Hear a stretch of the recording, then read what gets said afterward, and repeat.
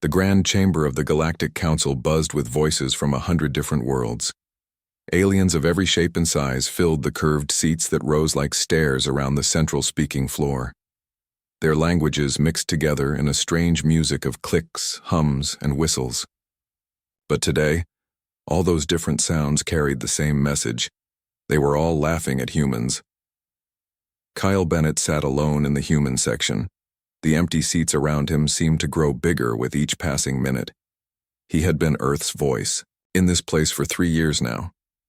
He had seen respect turn to doubt and doubt turn to mockery. Today felt like the end of everything his people had worked for. The tall crystal being called Sectar stood at the speaking platform. His body caught the chamber lights and threw rainbow colors across the floor as he moved.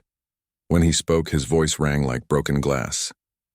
"Members of the Council," Sectar began, "we gathered today to discuss Resolution 847C. This law would ban humans from all military actions in our galaxy. I believe this ban is not just wise, but necessary for the safety of all civilized worlds." Wave of agreement rolled through the chamber. The bug-like Vrex clicked their jaws together in what passed for applause among their kind. The water-breathing Delphians made bubbling sounds from their tank seats. Even the proud bird people of Eidos ruffled their feathers in approval. Kyle felt his heart sink lower with each sound of agreement. He had known this day would come. But knowing and living it were two different things. Sectar continued his speech, reading from a long list of human failures. At the Battle of Kepler's Gate, human forces lost 6 ships and over 2,000 lives. Their commanders made poor choices, based on emotion rather than logic. They charged into fights they could not win. They wasted resources on impossible rescue missions. More sounds of agreement filled the air. Kyle wanted to stand up and shout. He wanted to tell them about Captain Ryan Davis, who had died saving a transport full of alien children. He wanted to speak about Commander Amy Foster, who had given her life to protect a medical station. But he knew they would not listen. They had already made up their minds. "Human technology is 50 years behind the rest of us," Sectar went on.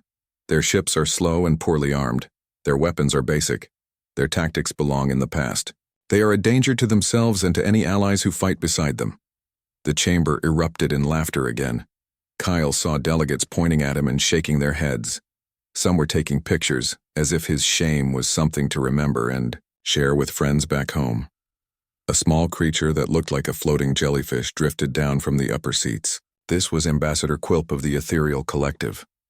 When he spoke, his voice was soft but carried clearly through the chamber. "I have fought beside humans," Quilp said. "Or rather, I have watched them fight while my people stayed safely behind. Their shields. They do not retreat when they should. They do not surrender when defeat is certain. They throw their lives away for causes that cannot be won. This is not courage. This is madness." Kyle gripped the arms of his chair so hard his knuckles turned white. Quilp had been there at the defense of Haven Colony. He had seen human soldiers hold the line while civilian ships escaped. He had watched them die to save lives, including the lives of Quilp's own people. Now he called it madness. The serpent-like delegate from Naga Prime slithered to the speaking floor. Her scales shifted color as she moved, showing her emotions in patterns of green and gold. "My people have an old saying," she hissed. "Do not trust a warrior who seeks death. Such beings bring death to all around them. Humans seek death in every battle. They call it honor, but we know better." Kyle felt something buzz in his pocket. His personal communicator was receiving a priority message. He pulled it out carefully, not wanting to draw attention. The message was from Admiral Jake Morrison aboard the human ship New Horizon. Footage incoming. Delay the vote at all costs. Kyle stared at the message. What footage? What could Jake possibly have that would change anything? The whole galaxy had seen the reports from Kepler's Gate. They had seen the numbers. 6 human ships destroyed.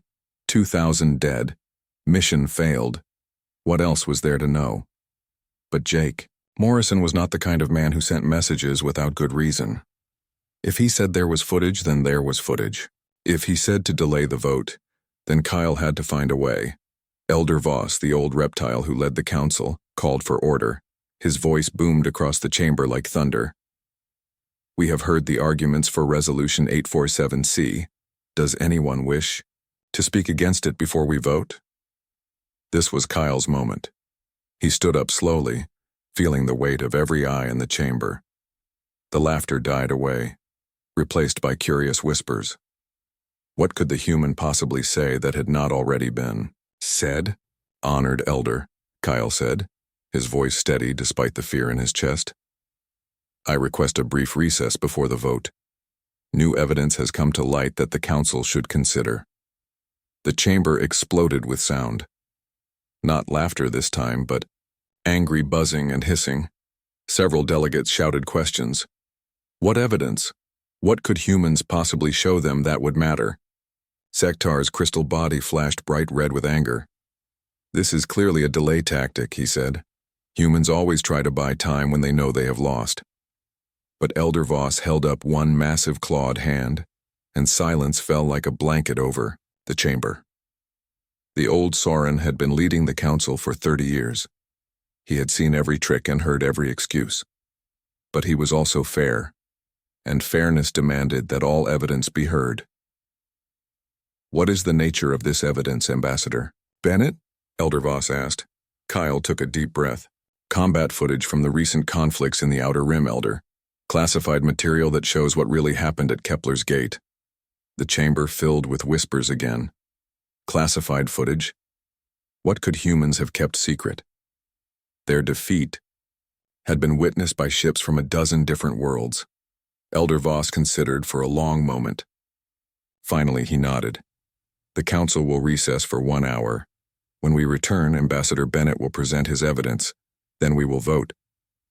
As the delegates began to file out of their seats, Kyle felt a mix of hope and terror. He had bought Jake Morrison the time he asked for. But what if the footage was not enough? What if it just showed more human failure and made things worse? He pulled out his communicator again and sent a quick message back to the New Horizon. 1 hour bought. This better be good, Jake. The reply came back almost instantly. It will change everything, Kyle. Get ready to show them what humans really are. Kyle waited in the small meeting room behind the main chamber. His hands shook as he poured water from a pitcher into a glass. The liquid spilled over the rim and onto the metal table. He had given speeches to the council many times before, but this felt different. This felt like the last chance for his entire species. The door opened with a soft hiss, and a young woman in a blue military uniform stepped inside. Her name tag read L. Parker, and she carried a silver case that seemed to glow with its own light. Kyle had never seen her before, but the way she moved told him she was military through and through. Ambassador Bennett, she asked. I'm Lieutenant Lisa Parker from the New Horizon.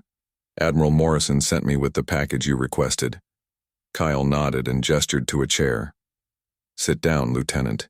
Tell me what's in that case that's going to save humanity's reputation. Lisa set the case on the table and entered a long code into its lock. The case opened with a click, revealing a data cylinder surrounded by foam padding. The cylinder was black metal with red warning labels all over it. Kyle could read the words, classified, and authorized personnel only, in several different languages. Sir, Lisa began, what I'm about to tell you is known by maybe 50 people in all of human space. 3 weeks ago, a colony ship called Pioneer's Dream was traveling through the Omega Sector when they ran into something we thought was just a story. Kyle leaned forward. What kind of story? Void Stalkers, sir. The words hit Kyle like a punch to the stomach. Every species in the galaxy had stories about the Void Stalkers, ancient monsters that lived in the dark between stars. Creatures that ate entire worlds and left nothing but empty space behind. But they were myths, stories told to scare children. Lisa continued, her voice steady but her eyes showing fear. They're real, sir, and they were heading straight for the Centauri system. 2 billion people live there, human and alien both. Kyle felt his mouth go dry. What happened to Pioneer's Dream? Gone, sir. But not before they got off a distress signal. That signal reached Captain Ryan Davis on the destroyer Defiant. He was leading a small patrol fleet through the sector when the call came in. Lisa pulled out a small device and projected a star map into the air above the table. Red dots showed the location of human ships, while a dark mass moved toward the populated systems like a spreading stain. The stalkers had already consumed 2 small worlds, Lisa said. Our sensors showed at least 30 of the creatures, each one bigger than our largest battleship. Any sane commander would have called for backup and retreated to a safe distance. But Captain Davis didn't retreat, Kyle said. It wasn't a question. No, sir, he didn't. He looked at that sensor reading and saw 2 billion lives hanging in the balance. He knew backup would take days to arrive, and by then the stalkers would reach Centauri Prime. So he made a choice. Lisa touched her device again, and the star map changed to show ship positions. Kyle could see how small the human fleet was compared to the dark mass approaching them. Davis sent one message to his fleet, Lisa continued. We hold the line here or these things reach innocent people. Make every shot count. Then he ordered the attack. Kyle stared at the projection. How many ships did Davis have? 12, sir. Destroyers and frigates mostly, with 1 heavy cruiser. Against 30 void stalkers that had just eaten 2 planets? And the Council thinks this was a defeat? Lisa's expression grew grim. Sir, what happened at Kepler's Gate wasn't the real battle. That fight lasted 47 minutes and cost us everything. But it wasn't a defeat. It was the most successful holding action in galactic history. She changed the projection again, and now Kyle could see the tactical display. Human ships formed a thin line between the stalkers and the populated worlds. As he watched, the ships began to move in patterns he had never seen before. Commander Amy Foster was the first to figure out how to hurt them, Lisa said. The stalkers exist partially outside normal space. Regular weapons just pass through them. But she discovered that if you detonate a ship's reactor core inside their feeding organs, the explosion happens in multiple dimensions at once. Kyle watched as one of the ship icons on the display flew directly into the mouth of a stalker and disappeared in a bright flash. The creature writhed and pulled back, wounded but not dead. Foster took her ship, the Courage, straight into the biggest stalker's mouth and detonated her reactor. She killed herself and her crew to wound that thing badly enough that it had to retreat. How many others followed her example? 7 more ships, sir. Captain Dan Murphy rammed his frigate into a stalker that was about to eat a colony transport. Lieutenant Colonel Kate Harrison led boarding parties onto the creatures themselves, trying to plant explosives in their vital organs. Commander Steve Walsh used his cruiser as bait to draw 3 stalkers away from the civilian evacuation routes. Kyle felt tears forming in his eyes. They all died. Yes, sir, they did. But not for nothing. The footage shows what really happened. While our ships were dying, they were buying time for the civilian transports to escape. Every human military vessel in that sector was destroyed, but not one civilian ship was lost. Not one. Lisa reached into the case and pulled out the data cylinder. This contains 47 minutes of combat footage from multiple ships. It shows humans doing something that no other species in galactic history has ever done. It shows us hurting the Void Stalkers. Kyle took the cylinder with shaking hands. It felt warm to the touch, as if it contained fire instead of data. Why was this kept classified? Admiral Morrison's orders, sir. He didn't want to cause a galaxy-wide panic. The stalkers weren't destroyed, just wounded and driven off. They're still out there somewhere, healing and growing stronger. If the other species knew they were real, there would be chaos. But now, you're willing to reveal this? Lisa nodded. Sir, if the Council bans humans from military service, what happens when the stalkers come back? What happens when they return with more of their kind? The galaxy needs to know that humans can fight these things. More importantly, they need to know that we will fight them, even if it means dying in the process. Kyle looked at the cylinder again. Inside this small device was proof that his people were not the failures the galaxy believed them to be. They were the only species that had ever stood against the ancient nightmare and lived to tell about it. Lieutenant, he said, when I show this footage to the Council, it's going to change everything. Are you prepared for that? Lisa stood and saluted. Sir, my brother was on the Defiant with Captain Davis. He died holding that line. If showing, This footage honors his sacrifice and saves lives in the future. Then I'm ready for whatever comes next. Kyle stood as well and tucked the cylinder into his jacket pocket. Then let's go show the galaxy what humans are really made of. As they walked toward the door, Kyle felt something he hadn't experienced in months. Hope. The council might still vote to ban humanity from military service, but now they would do it knowing the full truth. They would vote knowing that humans had faced the galaxy's greatest nightmare and held the line until the end. The only question now was whether the truth would be enough to change their minds. The council chamber filled again with the same mixture of sounds from before, clicking, buzzing, and bubbling as hundreds of aliens took their seats. But now Kyle noticed something different in the air. The laughter was quieter, more forced. Some delegates whispered to each other and glanced in his direction with curious looks. Kyle stood at the speaking platform with the data cylinder in his hand. The weight of it seemed to grow heavier with each passing second. Behind him, a massive viewing screen descended from the ceiling like a giant eye opening to see the truth. Elder Voss struck his staff against the floor 3 times. The sound echoed through the chamber like thunder, and all conversation stopped. The council will now hear the evidence presented by Ambassador Bennett of Earth, Elder Voss announced. Ambassador, you may proceed. Kyle looked out at the sea of alien faces. Some showed curiosity, others showed boredom, and a few still showed the same mockery as before. Sektar sat in his crystal chair, his body flashing colors that Kyle had learned meant impatience and annoyance. Honored delegates, Kyle began, his voice carrying clearly through the chamber.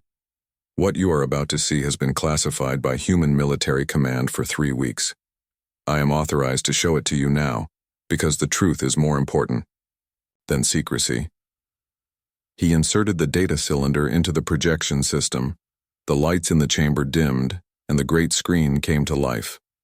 The first image that appeared made several delegates gasp out loud. A massive shape moved through space, darker than the void around it. It had no fixed form, shifting and writhing like living shadow. Tentacles the size of battleships reached out from its center, and where they touched, stars seemed to dim and die. This is a Void Stalker, Kyle said. Your species all have stories about them. The Star Eaters, the darkness between worlds. You thought they were myths. The image changed to show more of the creatures. Dozens of them moved through space, like a school of nightmare fish. Where they passed, entire asteroids vanished into their hungry mouths. The space around them seemed to bend and twist as if reality itself was being consumed. Ambassador Quilp, the floating jellyfish creature, made a sound like breaking wind. In his species, this meant extreme shock. Impossible, he whispered. The Void Stalkers are stories, legends to frighten children. The screen changed again. Now it showed human ships, small and fragile-looking compared to the massive creatures bearing down on them. Kyle could read the names painted on their hulls. Defiant, Courage, Liberty, Hope. Ships with human names carrying human crews facing impossible odds. 3 weeks ago, Kyle continued, these creatures were heading toward the Centauri system. 2 billion people live there. Human, Vrex, Delphian, Sauran, and dozens of other species. All of them would have died if these things had reached them. The footage began to play, and sound filled the chamber. Kyle heard the voice of Captain Ryan Davis crackling through the comm system. All ships, this is Davis. We've got civilians behind us and nowhere to run. These things have already eaten 2 worlds and they're not stopping. We hold the line here, or they reach Centauri Prime. Make every shot count. The chamber fell completely silent. Even the constant background hum of the air recycling system seemed to stop. Every delegate watched as the human ships moved into formation between the stalkers and the populated worlds beyond. On the screen, the first engagement began. Human weapons fired at the approaching creatures, but the energy beams and missiles seemed to pass right through them. The stalkers didn't even slow down. Our weapons couldn't hurt them, Kyle explained. The creatures exist partially outside normal space. Everything we tried just passed through them like they were ghosts. Then the footage showed something that made several delegates cover their eyes. A human ship, the Courage, suddenly broke formation and flew directly toward the largest stalker. The creature's mouth opened like a cavern full of teeth, ready to swallow the small vessel whole. But instead of being eaten, something else happened. The ship flew into the creature's mouth and disappeared. A moment later, a brilliant explosion erupted from inside the stalker. The creature writhed and screamed, a sound that came through the speakers like breaking glass mixed with dying wind. Commander Amy Foster discovered that our reactor cores could hurt them if detonated inside their bodies, Kyle said. She flew her ship into that creature's mouth and sacrificed herself and her entire crew to wound it. The Vrex delegation began clicking their mandibles rapidly. This was their species' way of showing respect for fallen warriors. Several other delegates made similar gestures of honor. The footage continued. Ship after ship followed Foster's example. Captain Dan Murphy rammed his frigate into a stalker that was about to consume a transport full of alien refugees. The explosion wounded the creature and sent it retreating into dark space. Lieutenant Colonel Kate Harrison led her Marines in boarding pods directly onto the surface of one of the smaller stalkers. Kyle watched as human soldiers in spacesuits ran across the creature's writhing skin, planting explosives in what they hoped were vital organs. Harrison and her Marines knew it was a one-way trip, Kyle said. They volunteered anyway. The screen showed the Marines' helmet cameras as they fought across the stalker's surface. The creature's skin tried to dissolve their suits, and tentacles whipped around them like angry snakes. But the humans kept moving forward, kept planting their charges, kept fighting even as their comrades died around them. Commander Steve Walsh appeared next on the screen. His cruiser Liberty was badly damaged, atmosphere streaming from dozens of holes in its hull. But instead of retreating, Walsh flew his ship in circles around 3 of the smaller stalkers, drawing their attention away from the evacuation routes. "Come on, you ugly things," Walsh's voice came through the speakers. "You want to eat something? Try me." The 3 stalkers turned to follow the Liberty, their massive forms moving with terrible grace through space. Walsh led them on a chase that took them further and further from the civilian ships. When his engines finally failed, he did what the others had done. He detonated his reactor core inside the mouth of the largest stalker. The chamber watched. 47 minutes of the most desperate battle ever recorded. Human ships died one by one. But each death wounded the creatures that had terrorized the galaxy's nightmares for centuries. When the last human vessel finally fell, the stalkers were bloodied and retreating. The screen showed the final image. The battered hulk of the New Horizon limping toward Centauri Prime, carrying the survivors of both human and alien civilian ships. Behind them, the wounded stalkers disappeared into the dark between stars. The footage ended, and the chamber lights came back up. For a long moment, no one spoke. Kyle looked out at the delegates and saw expressions he had never seen before. Shock, awe, respect, even fear. Elder Voss was the first to break the silence. His old voice shook as he spoke. "Ambassador Bennett, how many died in this battle?" Kyle's answer fell into the quiet chamber like a stone into still water. 12,000 human military personnel, Elder Voss. Every ship that engaged the stalkers was lost with all hands. "And how many civilians died?" "None," Kyle said. "Not one, human or alien." The silence stretched on. Kyle could see delegates looking at each other, whispering in their own languages. The mockery was gone from their faces now, replaced by something Kyle had thought he would never see. Respect. The silence in the council chamber stretched on for what felt like hours. Kyle could hear his own heartbeat as he looked out at hundreds of alien faces that showed emotions he had never seen before. The same delegates who had been laughing at humans just an hour ago now sat frozen in their seats. The first to move was Ambassador Quilp of the Ethereal Collective. The jellyfish-like being floated down from his upper seat, his transparent body pulsing with colors that Kyle had learned, meant deep thought and regret. When Quilp reached the speaking floor, his soft voice carried clearly through the silent chamber. "I was wrong," Quilp said simply. "I called human tactics madness. I said they threw their lives away for nothing, but what I saw on that screen was not madness. It was something my people have forgotten how to do." Quilp turned to face Kyle directly. Ambassador Bennett, I owe you and your species an apology. At Haven Colony, I watched human soldiers die to protect my people's evacuation ships. I called it waste. Now I understand it was sacrifice. There is a difference, and I am ashamed that I did not see it before. The Vrex delegation began clicking their mandibles in rapid patterns. Kyle had learned enough of their language to understand they were arguing among themselves. Finally, their speaker, a large insect with scarred wings, stood and approached the platform. I am War Leader Thax of the Vrex Hives, the creature said, his voice like grinding metal. My people pride ourselves on being warriors.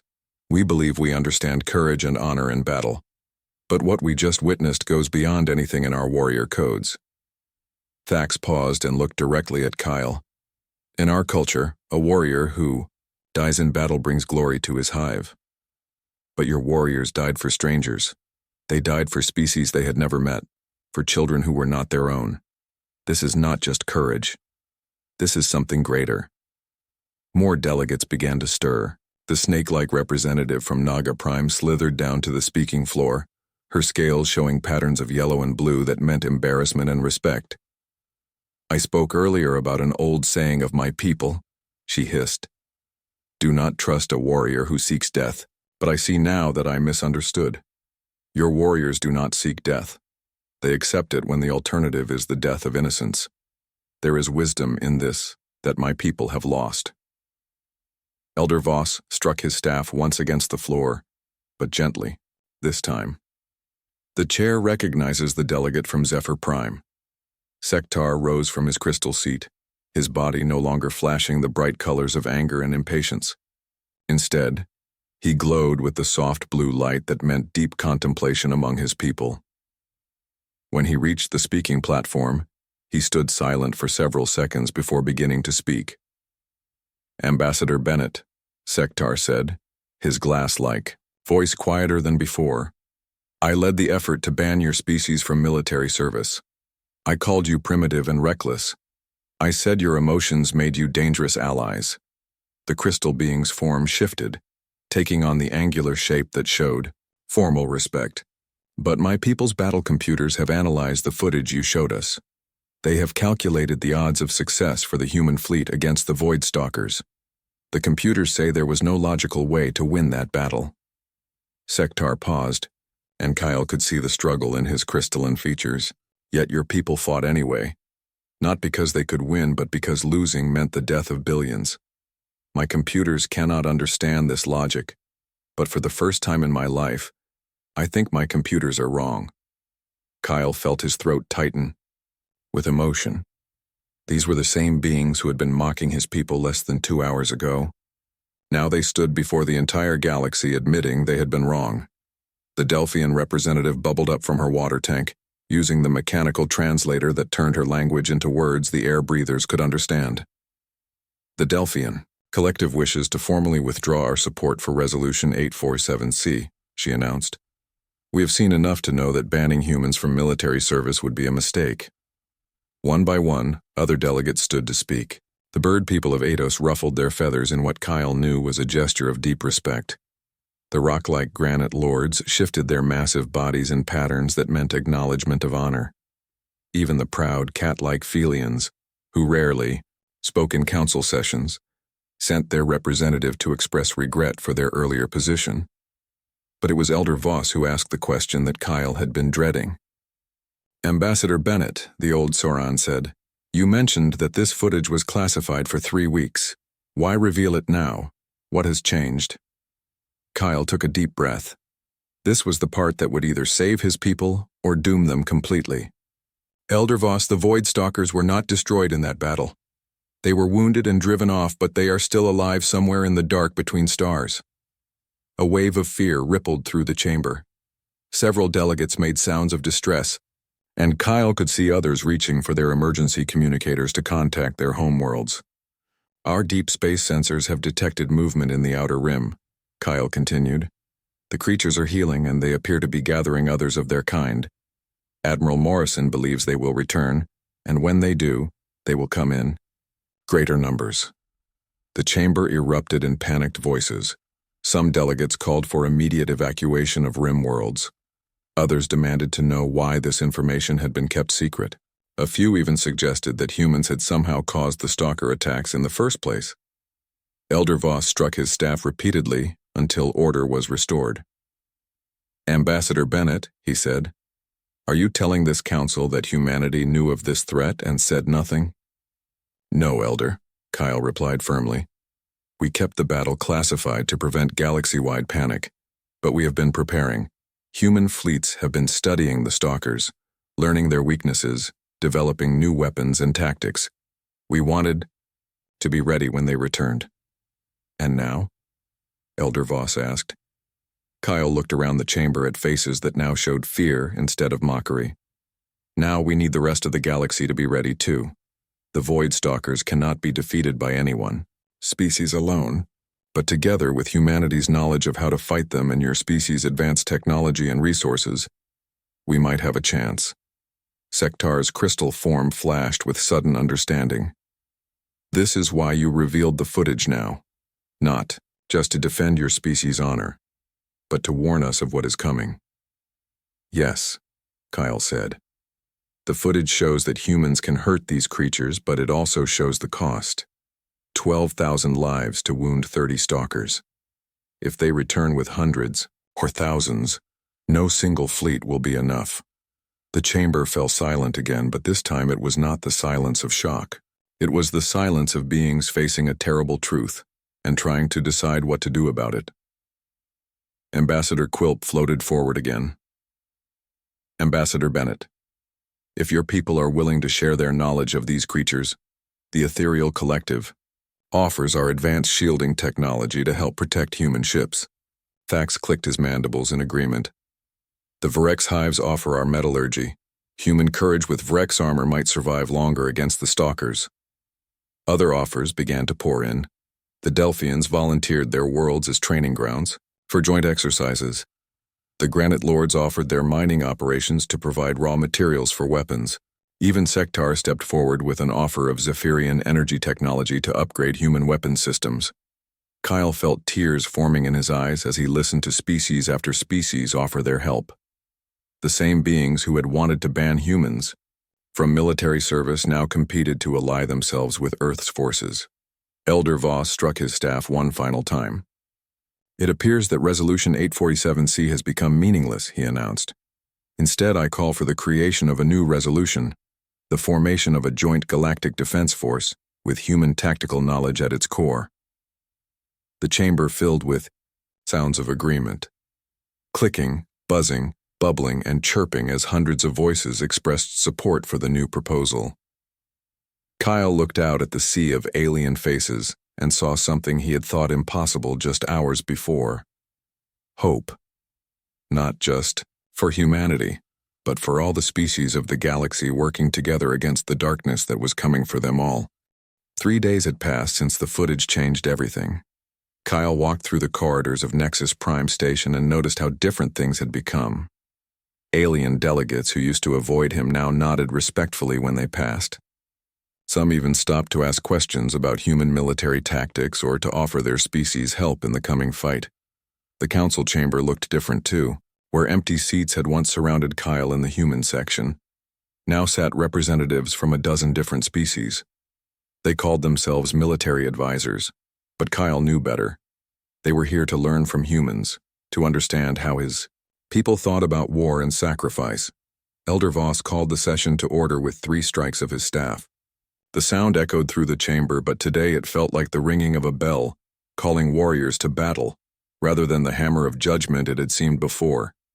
"The Council recognizes the motion to create the Galactic Defense Initiative," Elder Voss announced. "All those in favor?" Kyle watched as delegate after delegate raised hands, tentacles, claws, and appendages of every description. The vote was not just unanimous, it was enthusiastic. Species that had spent centuries avoiding military cooperation now competed to offer their resources for the common defense. But as Kyle watched the celebration around him, his personal communicator buzzed with an urgent message.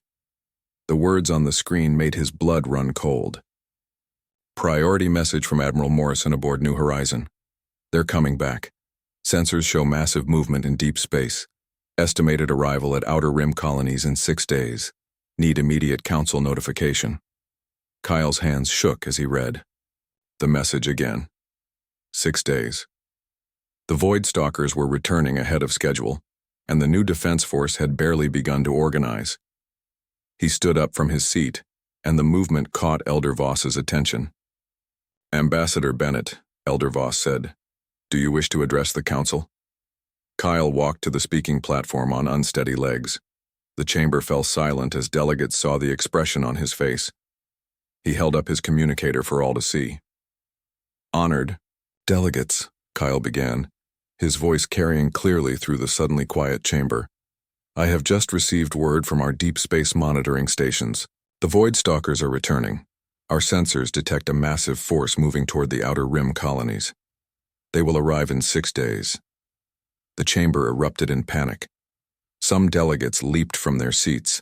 Others activated emergency communicators to warn their homeworlds.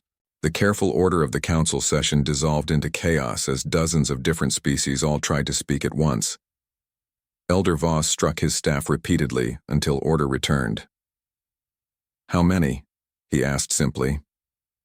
Kyle swallowed hard before answering. Early estimates suggest over 300 creatures, Elder. 10 times the force that attacked Kepler's gate. The silence that followed was different from the respectful quiet they had shared before. This was the silence of fear, of beings facing their own destruction and finding no easy answers. Sektar was the first to speak, his crystal body flashing, rapid patterns of light. Our combined fleets number in the thousands of ships, he said. Surely that is enough to face 300 creatures, even creatures as terrible as the Stalkers. Kyle shook his head sadly. At Kepler's gate, it took 12 human ships sacrificing themselves to wound 30 Stalkers. If we use the same tactics, we would need to sacrifice over 100 ships to stop this new force, and that assumes we can hurt them at all. Then what do you suggest? Asked Thax of the Vrex, his mandibles clicking with nervous energy. Kyle looked around the chamber at faces that now looked to him for answers instead of offering mockery. The weight of their trust felt heavier than any burden he had ever carried. We fight together, Kyle said. Not as separate fleets trying to coordinate, but as one unified force. Human ships with alien technology, alien crews trained in human tactics, all species working as a single weapon against the darkness. Ambassador Quilp floated down from his seat. What you describe has never been attempted. Different species have different fighting styles, different technologies, different ways of thinking about battle. Then we learn, Kyle replied. We have 6 days to become something the galaxy has never seen before. 6 days to prove that the sum of our parts is greater than any one species alone. Elder Voss leaned forward in his chair. What would you need, Ambassador Bennett? Kyle took a deep breath. This was the moment that would either save the galaxy or doom it to darkness. I need every species to contribute their best ships and crews to a joint task force. I need our scientists to work together to combine human weapons with alien technology, and I need every delegate in this chamber to go home and tell their people that the age of fighting alone is over. The Delphian representative bubbled up from her tank. The Delphian Collective offers our mobile production facilities. We can retrofit ships with combined technologies while they travel to the battle zone. The Granite Lords will provide manufacturing centers on our asteroid mining stations, rumbled the stone-like delegate. Any ship design that can hurt the Stalkers can be mass-produced within days. Offers poured in from around the chamber. The bird people of Eidos volunteered their fastest scouts for reconnaissance missions. The cat-like Felians offered their stealth technology for surprise attacks.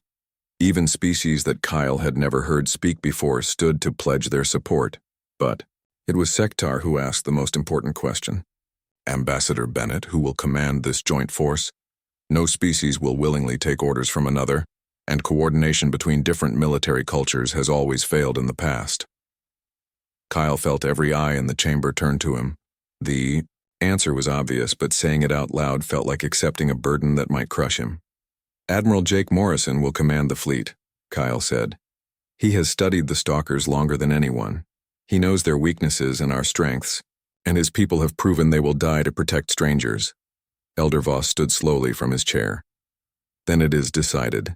Admiral Morrison will command the Galactic Defense Force in its first and perhaps most important mission.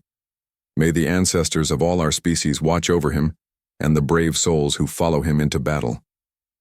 As the delegates began to file out of the chamber, already making plans and sending messages to their homeworlds, Kyle felt a hand on his shoulder. He turned to see Sektar standing behind him, the crystal being's form glowing with the soft light of deep respect. "Ambassador," Sektar said, "6 days ago, we mocked your people and called them failures. Today, we place the survival of our entire galaxy in their hands. I hope you understand what this means." Kyle nodded. "It means that when the shooting starts, nobody will be laughing anymore." "No," Sektar replied, his voice like singing crystal. "It means that for the first time in galactic history, the creatures that live in the dark between stars will face opponents who refuse to run. They have fed on fear for millions of years, but humans do not know how to be afraid when others are in danger." As Kyle walked out of the chamber, he pulled out his communicator and sent a message to Admiral Morrison. "Jake, the galaxy is yours to command. Don't let us down." The reply came back almost instantly. "Kyle, we won't let anyone down. Humans never learned how to quit, and now we're going to teach the rest of the galaxy what that really means." Kyle looked out through the station's viewing ports at the stars beyond. Somewhere in that darkness, ancient nightmares were coming to destroy everything he loved. But for the first time since this all began, Kyle wasn't afraid. The galaxy had learned what humans were capable of. Now it was time to show the Voidstalkers what the galaxy was capable of when it fought as one.